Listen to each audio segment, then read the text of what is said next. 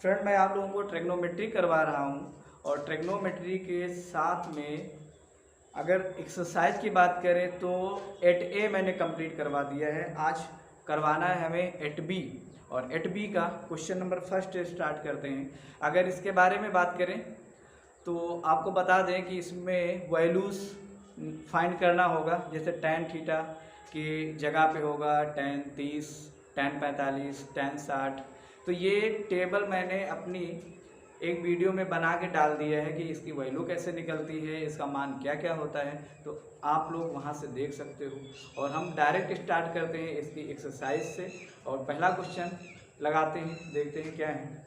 पहला क्वेश्चन है सही विकल्प चुनिए और पहला क्वेश्चन में ये दिया हुआ है हमारा 2। पहला क्वेश्चन है 2 tan 30, 2 tan 30 दिया हुआ है 1 प्लस tan स्क्वायर 30 ये दिया हुआ है और इसके ऑप्शन दिए हुए हैं 4। पहला ऑप्शन है यहाँ पे sin 60, दूसरा ऑप्शन है यहाँ पे ऑप्शन नंबर बी cos 60, तीसरा ऑप्शन है tan 60 और चौथा ऑप्शन है sin 30। ये ऑप्शन दिए हुए हैं, इसको सॉल्व करना है। सॉल्व करने के कई तरीके हैं लेकिन हम लोग इसमें डायरेक्ट वैल्यू पुटअप करके सॉल्व करते हैं। जैसे इसमें हम लोग डायरेक्ट वैल्यू पुटअप करें तो हमको पता है कि इसको क्या होगा 2 इंटू tan 30 का जो मान होता है वो 1/√3 होता है। तो यहाँ पे हम 1/√3 लिखेंगे अपॉन 1 प्लस tan 30 का मान 1/√2 सॉरी 1/√3, तो ये हो जाएगा 1/√3 का होल स्क्वायर। इसको सॉल्व करेंगे तो ये आएगा, इसका मल्टीप्लाई होगा 2/√3 आएगा और इसको ओपन करेंगे तो 1 प्लस ये आएगा 1/3, क्योंकि √3 का गुणा √3 से होगा तो सिर्फ और सिर्फ 3 आएगा। इसको सॉल्व करेंगे, अगर इसका एलसीएम लिया जाए तो यहाँ पे ये तो हमारा हो जाएगा 2/√3 अपॉन इन दोनों का एलसीएम लिया जाएगा तो ये हो जाएगा 3 + 1/3।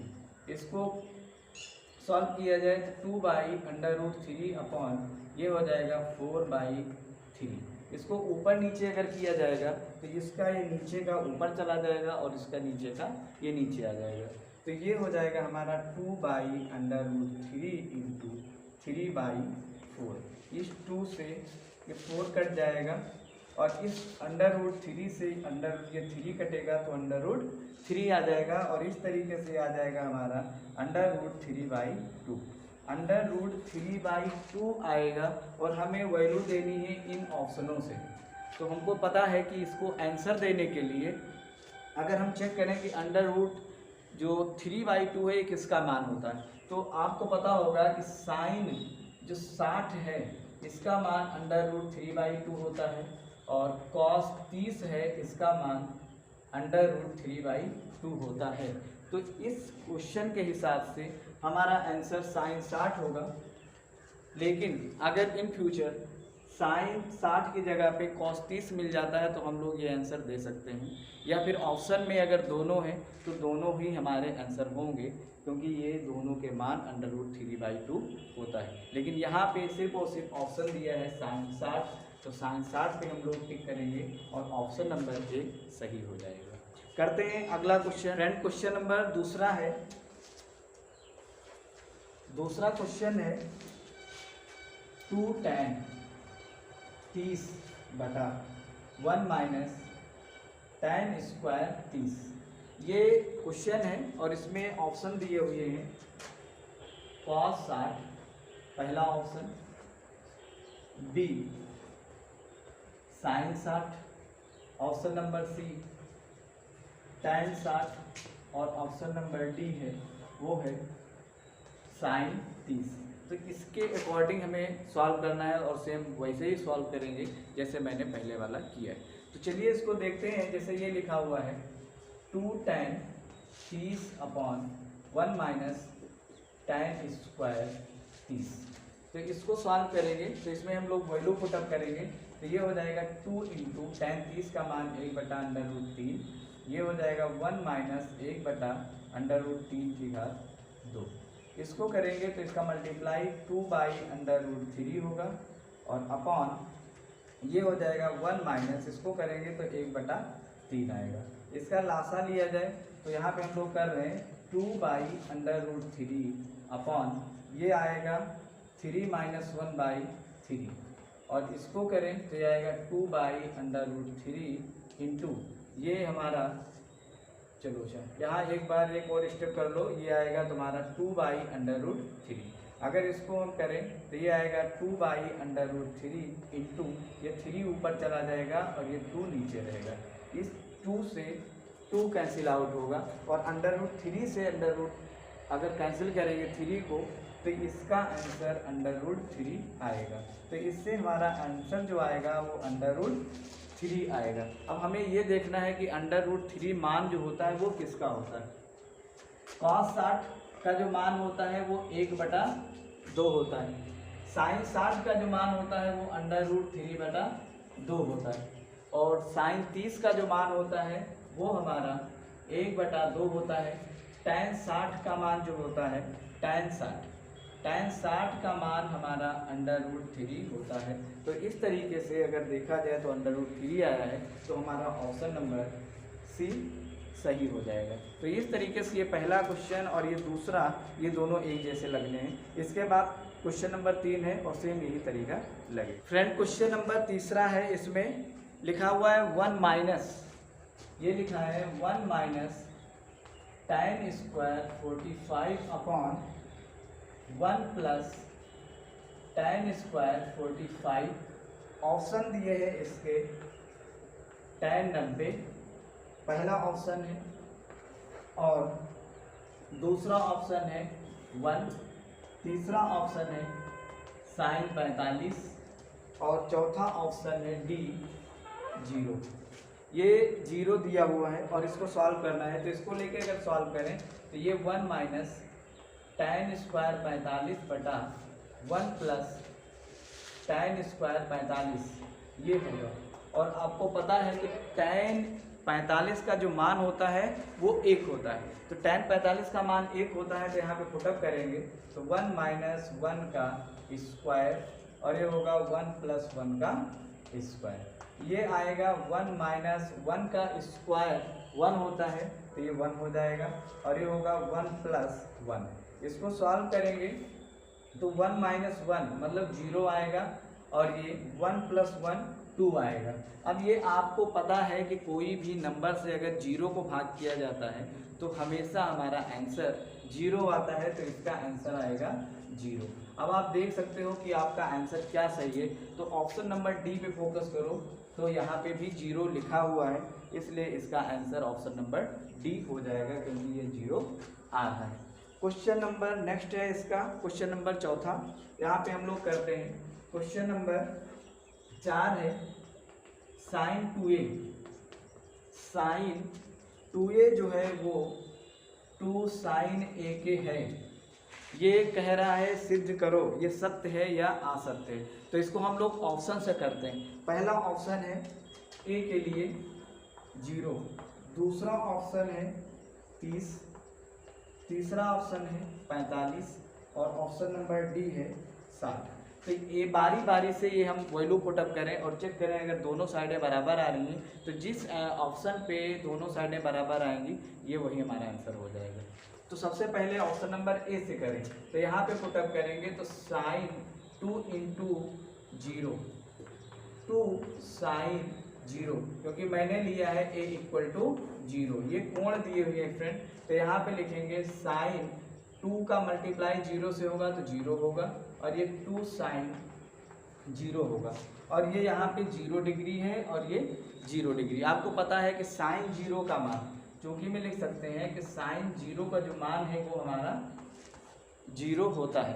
तो sin 0 का मान 0 होता है, इसका मतलब इसका मान 0 है और 2 इंटू और इसका भी मान 0 है तो 0 इक्वल टू 0 और ये दोनों साइडें इक्वल आ रही हैं, इसलिए हमारा जो ऑप्शन होगा पहला ही ऑप्शन नंबर 1 सही हो जाएगा, पहला ऑप्शन सही होगा। इसके बाद है क्वेश्चन नंबर 2 जो कि हम लोग करते हैं।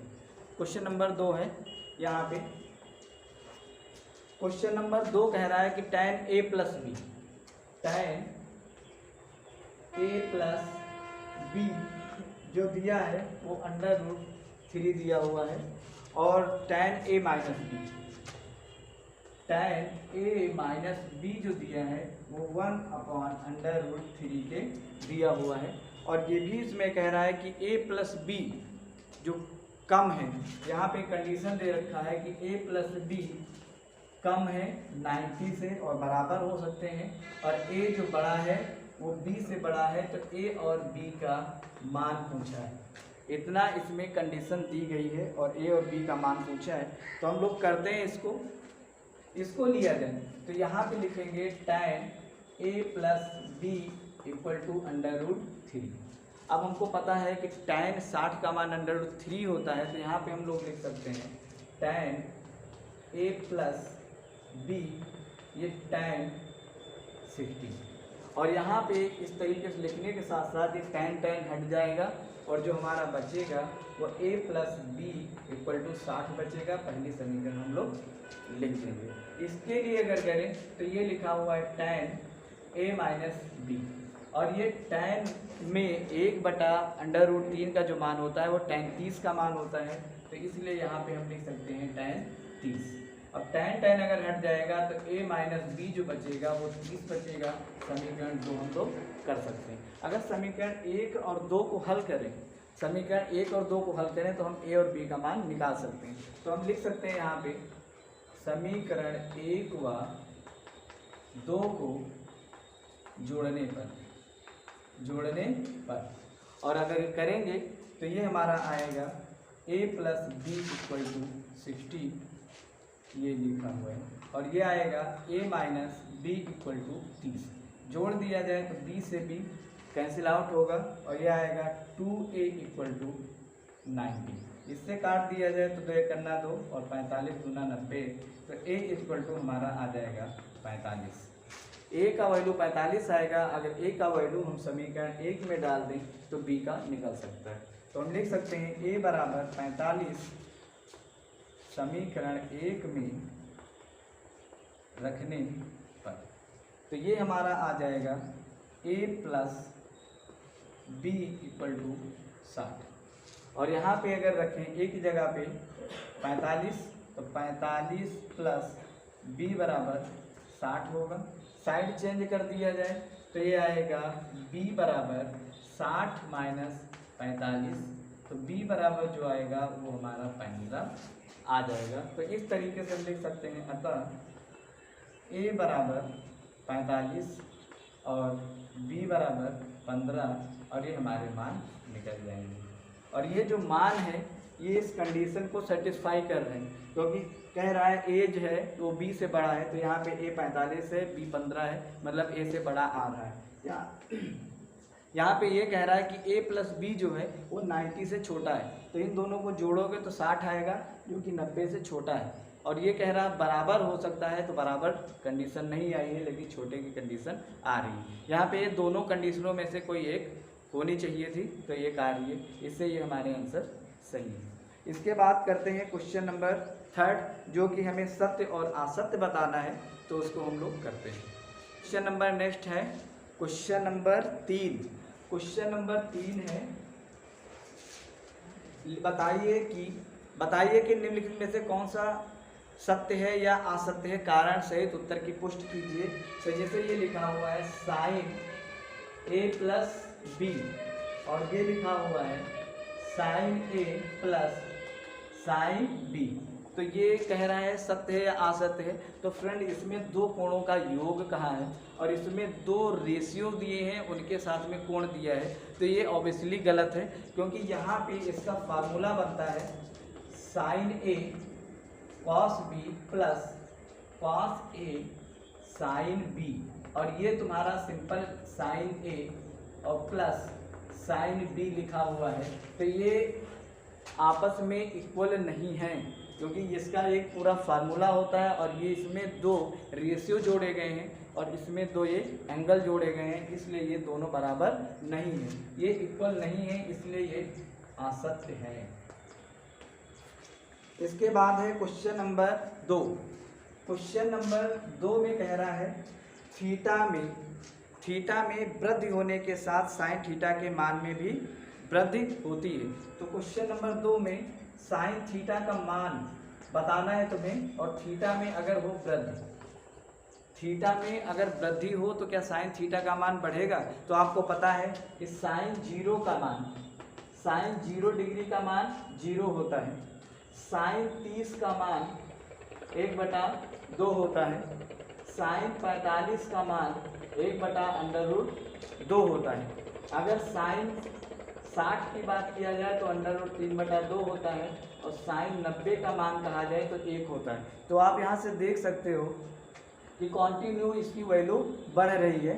तो हम कह सकते हैं कि थीटा में वृद्धि होने के साथ साथ साइन थीटा के मान में भी वृद्धि होती है, इसलिए ये जो दूसरा होगा ये सत्य होगा, ये सत्य होगा।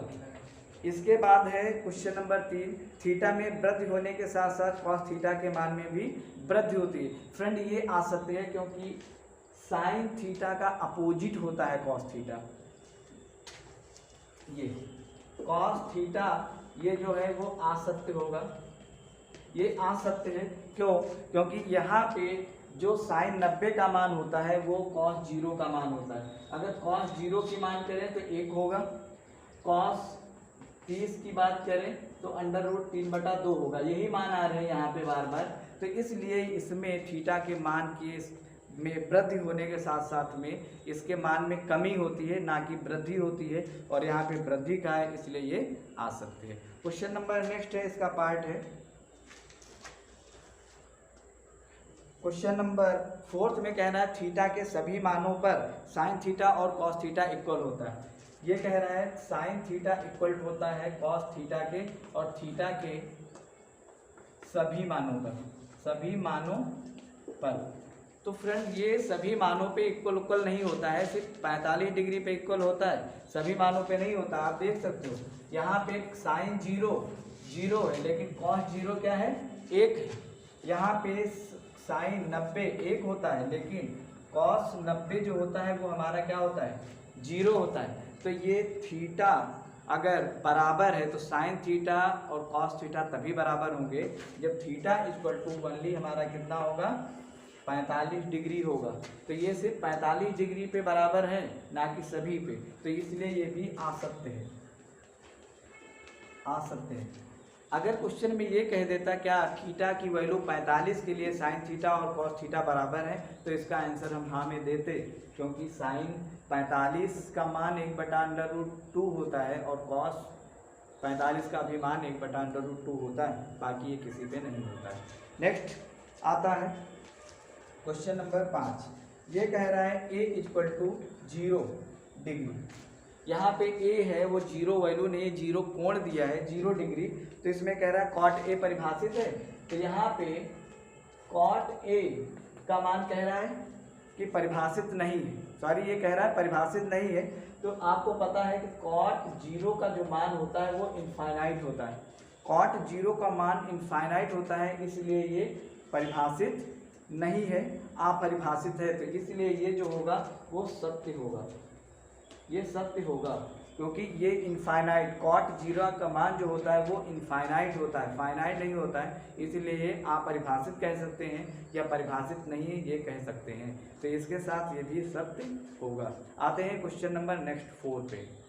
क्वेश्चन नंबर 4 में कई पार्ट हैं। फर्स्ट पार्ट करते हैं, इसका लिखा हुआ है 2 tan square 45 plus cos square 30 minus sine square 60, इसका मान हमें बताना है। तो सीधे सीधे इसमें कुछ नहीं करना है, सिर्फ वैल्यू पुटअप करनी है। स्टार्ट करते हैं।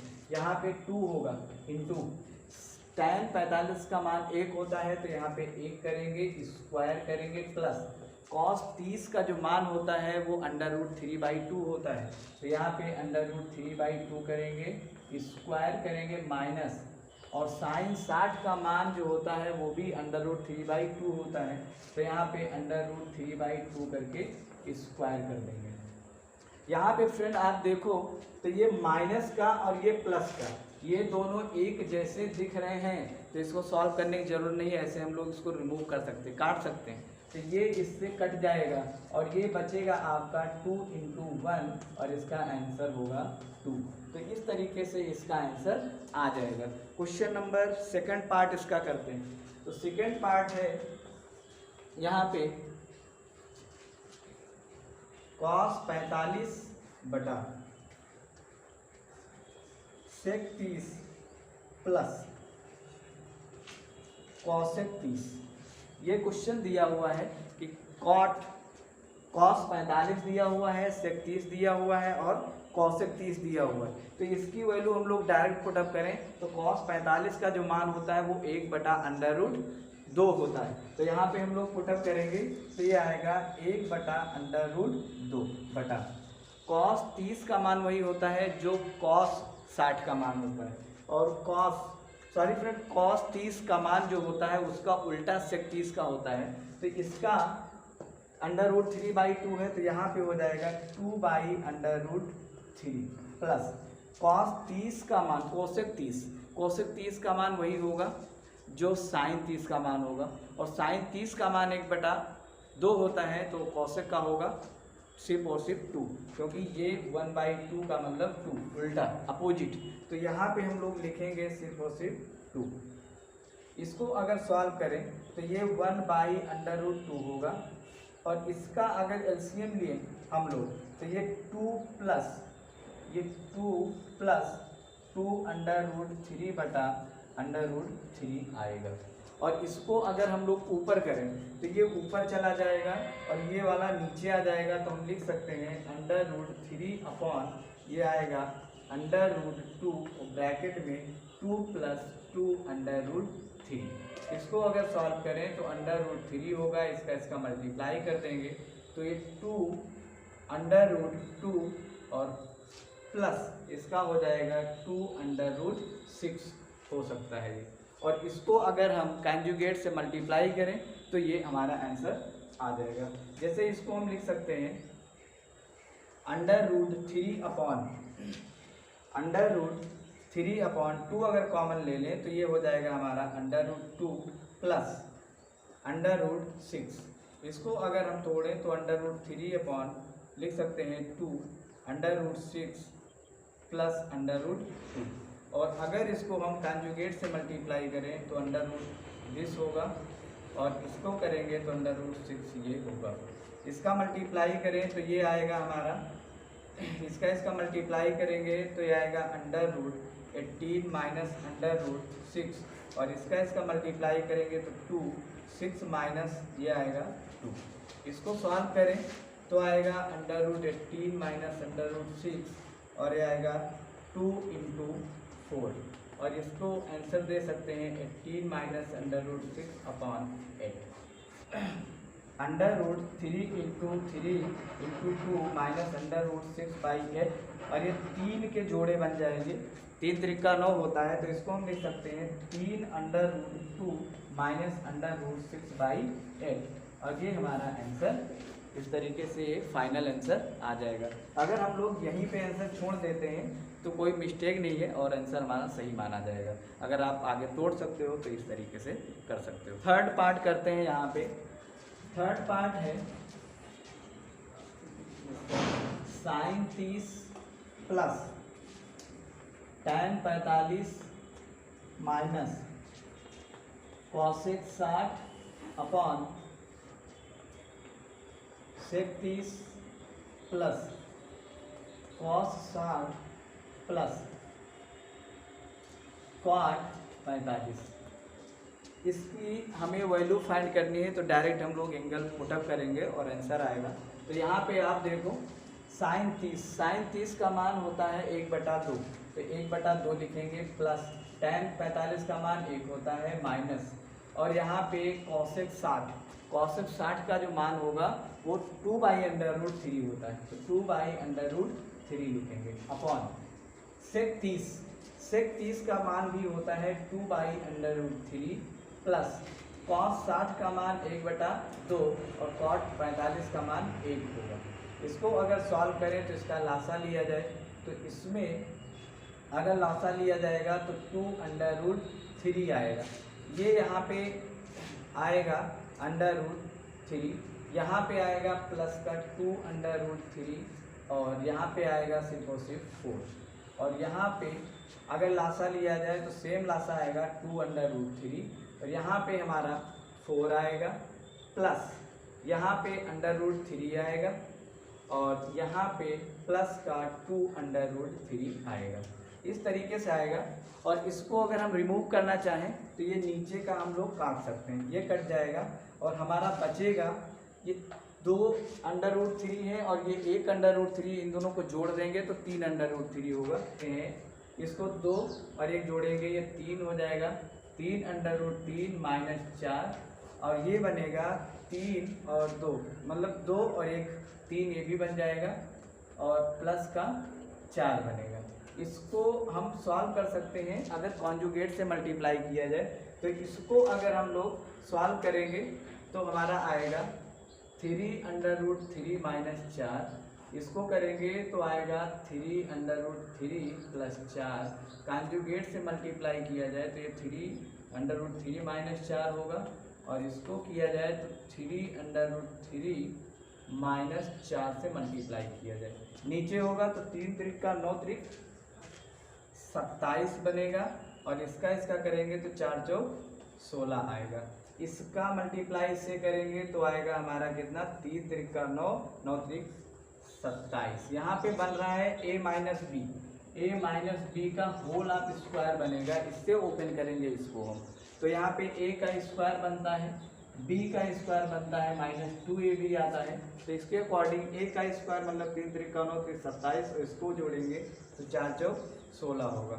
2ab माइनस का तो यहाँ पे आएगा 4 दूनी 8, 4 दूनी 8, 8 त्रिक आएगा 24 √3 आएगा। इसको अगर हम लोग जोड़ दें तो 6 और 7 13, 2 और 1 3 और 1 4 -24 √3 आएगा और 17 से 27 से 16 अगर घटाएंगे तो 11 आएगा और इस तरीके से ये हमारा फाइनल आंसर हो जाएगा। तो इस तरीके से हमारा ये क्वेश्चन नंबर 4 के 3 पार्ट कंप्लीट होते हैं। इसके बाद हम आपको मिलते हैं अगले वीडियो में।